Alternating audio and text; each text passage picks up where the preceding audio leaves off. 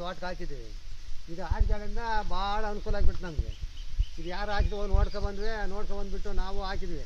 ಇದು ನೋಡಿ ಎಲ್ಲ ಬಂದು ನೋಡಿಬಿಟ್ಟು ನನಗೆ ಹೇಳಪ್ಪ ಈ ಕಂಪ್ ನನಗೆ ಹೇಳಪ್ಪ ಈ ಕಂಪ್ ನನಗೆ ಹೇಳಪ್ಪ ನಾನು ಹಾಕ್ಬೇಕಂತ ಬೆಳಗ್ಗೆ ಸಾಯಂಕಾಲ ಬರ್ತಾರೆ ಅವರು. ಹೋಗ್ರಿ ಒಳ್ಳೆ ಅನುಕೂಲ ಆಗುತ್ತೆ, ಎಲ್ಲರಿಗೂ ತೋರಿಸ್ಕೊಡ್ತೀವಿ. ಎಲ್ಲರೂ ಹೋಗ್ತಾಯಿದ್ದಾರೆ.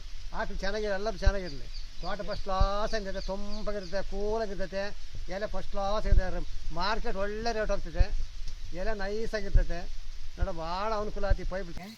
ಇದರಲ್ಲಿ ಇವರು ಕಡಲೆ ಗಿಡ ಹಾಕಿದ್ದಾರೆ. ಕಡಲೆ ಗಿಡದಲ್ಲಿ 32 mm drip tech laser use ಮಾಡಿದ್ದಾರೆ. ಇದರಲ್ಲಿ ಏನು ವಿಶೇಷತೆ ಅಂದರೆ 32 mm ಡ್ರಿಪ್ ಟೆಕ್ ಲೇಸರ್ ಸ್ಪ್ರೇಯನ್ನು 80 ಅಡಿ ಉದ್ದ ಮತ್ತು ಅಗಲ 24 ಅಡಿಗೆ ಹಾಕಿದ್ದಾರೆ.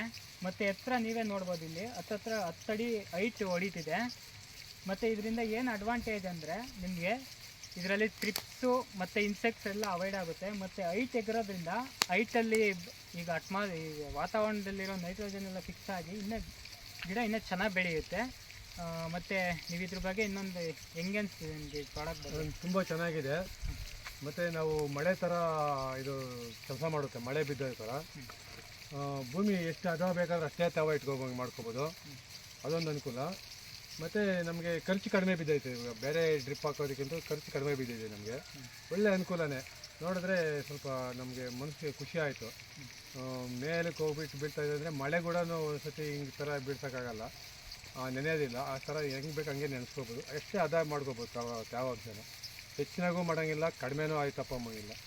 ಯಾಕೆಂದರೆ ನಾವು